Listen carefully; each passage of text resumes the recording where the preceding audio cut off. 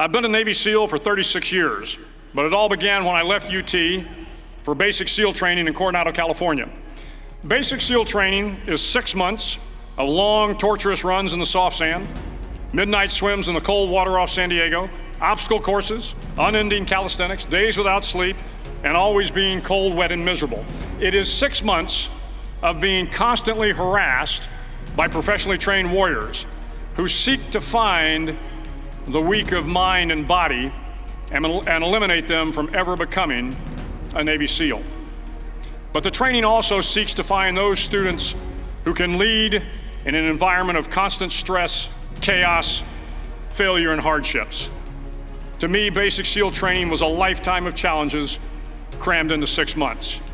So here are the 10 lessons I learned from basic SEAL training that hopefully will be of value to you as you move forward in life. Every morning in SEAL training, my instructors, who at the time were all Vietnam veterans, would show up in my barracks room, and the first thing they'd do was inspect my bed. If you did it right, the corners would be square, the covers would be pulled tight, the pillow centered just under the headboard, and the extra blanket folded neatly at the foot of the rack. It was a simple task, mundane at best, but every morning we were required to make our bed to perfection. It seemed a little ridiculous at the time, particularly in light of the fact that we were aspiring to be real warriors, tough, battle-hardened SEALs. But the wisdom of this simple act has been proven to me many times over. If you make your bed every morning, you will have accomplished the first task of the day.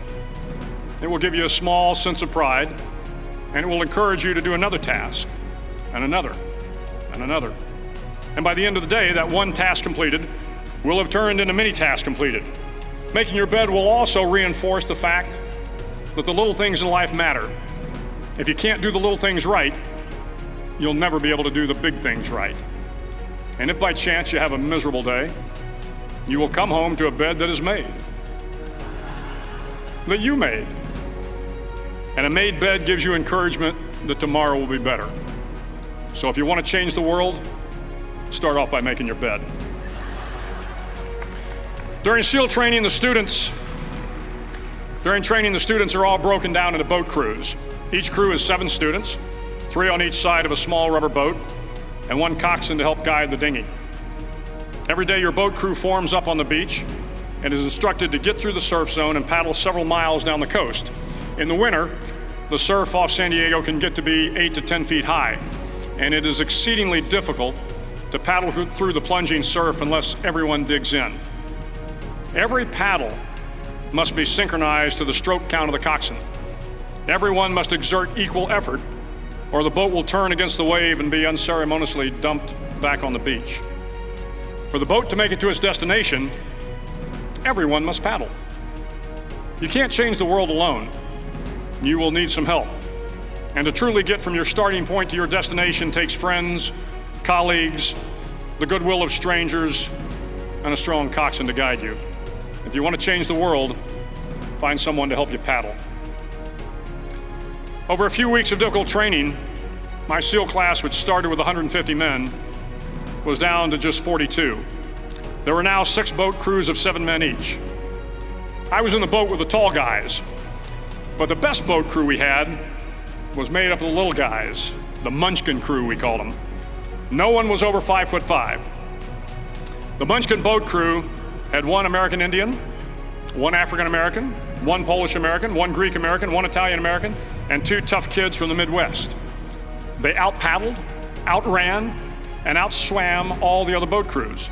The big men in the other boat crews would always make good-natured fun of the tiny little flippers the Munchkins put on their tiny little feet prior to every swim. But somehow these little guys from every corner of the nation and the world always had the last laugh, swimming faster than everyone and reaching the shore long before the rest of us. SEAL training was a great equalizer. Nothing mattered but your will to succeed, not your color, not your ethnic background, not your education, not your social status. If you want to change the world, measure a person by the size of their heart, not by the size of their flippers. Several times a week, the instructors would line up the class and do a uniform inspection. It was exceptionally thorough.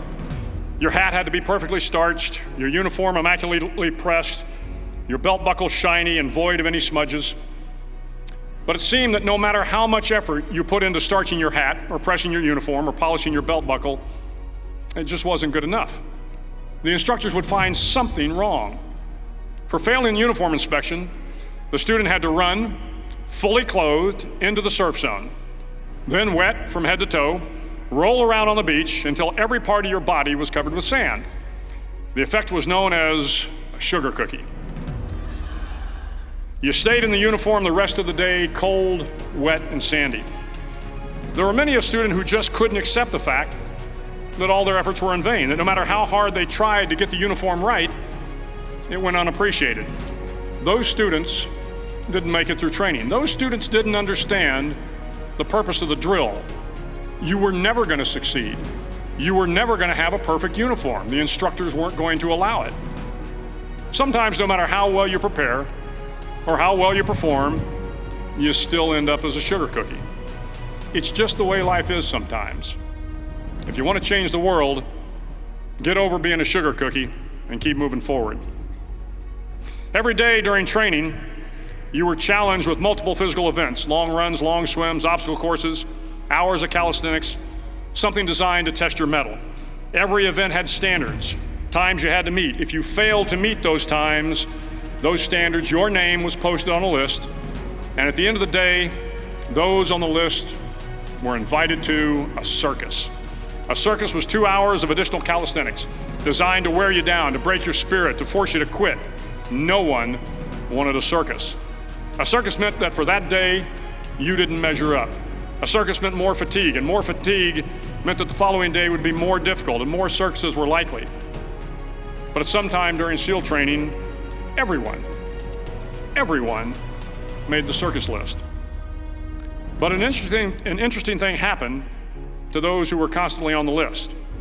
Over time, those students who did 2 hours of extra calisthenics got stronger and stronger. The pain of the circuses built inner strength and physical resiliency. Life is filled with circuses. You will fail. You will likely fail often. It will be painful. It will be discouraging. At times, it will test you to your very core. But if you want to change the world, don't be afraid of the circuses. At least twice a week, the trainees were required to run the obstacle course. The obstacle course contained 25 obstacles, including a 10-foot wall, a 30-foot cargo net, a barbed wire crawl, to name a few. But the most challenging obstacle was the slide for life. It had a 3-level, 30-foot tower at one end and a 1-level tower at the other. In between was a 200-foot long rope. You had to climb the 3-tiered tower, and once at the top, you grabbed the rope, swung underneath the rope, and pulled yourself hand over hand until you got to the other end. The record for the obstacle course had stood for years when my class began in 1977. The record seemed unbeatable until one day a student decided to go down the slide for life head first. Instead of swinging his body underneath the rope and inching his way down, he bravely mounted the top of the rope and thrust himself forward.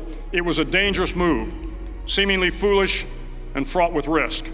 Failure could mean injury and being dropped from the course. Without hesitation, the student slid down the rope perilously fast. Instead of several minutes, it only took him half that time. And by the end of the course, he had broken the record. If you want to change the world, sometimes you have to slide down the obstacles head first. During the land warfare phase of training, the students are flown out to San Clemente Island, which lies off the coast of San Diego. The waters off San Clemente are a breeding ground for the great white sharks. To pass SEAL training, there are a series of long swims that must be completed. One is the night swim. Before the swim, the instructors joyfully brief the students on all the species of sharks that inhabit the waters off San Clemente. They assure you, however, that no student has ever been eaten by a shark, at least not that they can remember. But you are also taught that if a shark begins to circle your position, stand your ground. Do not swim away. Do not act afraid. And if the shark, hungry for a midnight snack, darts towards you, then summons up all your strength and punch him in the snout and he will turn and swim away. There are a lot of sharks in the world. If you hope to complete the swim, you will have to deal with them. So if you want to change the world, don't back down from the sharks. As Navy SEALs, one of our jobs is to conduct underwater attacks against enemy shipping. We practice this technique extensively during training. The ship attack mission is where a pair of SEAL divers is dropped off outside an enemy harbor and then swims well over 2 miles underwater, using nothing but a depth gauge and a compass to get to the target.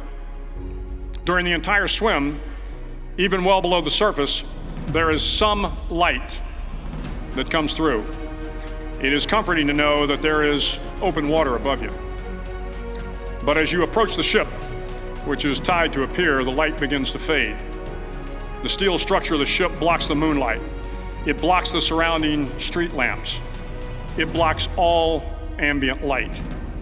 To be successful in your mission, you have to swim under the ship and find the keel, the center line, and the deepest part of the ship. This is your objective. But the keel is also the darkest part of the ship, where you cannot see your hand in front of your face, where the noise from the ship's machinery is deafening, and where it gets to be easily disoriented, and you can fail. Every SEAL knows that under the keel, at that darkest moment of the mission, is a time when you need to be calm, when you must be calm, when you must be composed, when all your tactical skills, your physical power, and your inner strength must be brought to bear. If you want to change the world, you must be your very best in the darkest moments. The 9th week of training is referred to as Hell Week. It is 6 days of no sleep, constant physical and mental harassment, and one special day at the Mud Flats. The Mud Flats are an area between San Diego and Tijuana where the water runs off and creates the Tijuana Sloughs, a swampy patch of terrain where the mud will engulf you. It is on Wednesday of Hell Week that you paddle down to the Mud Flats and spend the next 15 hours trying to survive this freezing cold, the howling wind, and the incessant pressure to quit from the instructors. As the sun began to set that Wednesday evening, my training class, having committed some egregious infraction of the rules, was ordered into the mud. The mud consumed each man till there was nothing visible but our heads. The instructors told us we could leave the mud if only 5 men would quit. Only 5 men, just 5 men, and we could get out of the oppressive cold. Looking around the mud flat, it was apparent that some students were about to give up. It was still over 8 hours till the sun came up. 8 more hours of bone-chilling cold. The chattering teeth and the shivering moans of the trainees were so loud, it was hard to hear anything. And then one voice began to echo through the night. One voice raised in song. The song was terribly out of tune, but sung with great enthusiasm. One voice became 2, and 2 became 3, and before long, everyone in the class was singing. The instructors threatened us with more time in the mud if we kept up the singing, but the singing persisted, and somehow the mud seemed a little warmer, and the wind a little tamer, and the dawn not so far away. If I have learned anything in my time traveling the world, it is the power of hope, the power of one person, a Washington, a Lincoln, King, Mandela, and even a young girl from Pakistan, Malala. One person can change the world by giving people hope. So if you want to change the world, start singing when you're up to your neck in mud. Finally, in SEAL training, there's a bell. A brass bell that hangs in the center of the compound for all the students to see. All you have to do to quit is ring the bell. Ring the bell, and you no longer have to wake up at 5 o'clock. Ring the bell, and you no longer have to be in the freezing cold swims. Ring the bell, and you no longer have to do the runs, the obstacle course, the PT, and you no longer have to endure the hardships of training. All you have to do is ring the bell to get out. If you want to change the world, don't ever ring the bell. To the class of 2014, you are moments away from graduating, moments away from beginning your journey through life, moments away from starting to change the world for the better. It will not be easy. But you are the class of 2014, the class that can affect the lives of 800 million people in the next century. Start each day with a task completed. Find someone to help you through life. Respect everyone. Know that life is not fair and that you will fail often. But if you take some risks, step up when the times are the toughest, face down the bullies, lift up the downtrodden, and never, ever give up. If you do these things, the next generation and the generations that follow will live in a world far better than the one we have today. And what started here will indeed have changed the world for the better. Thank you very much. Hook 'em horns.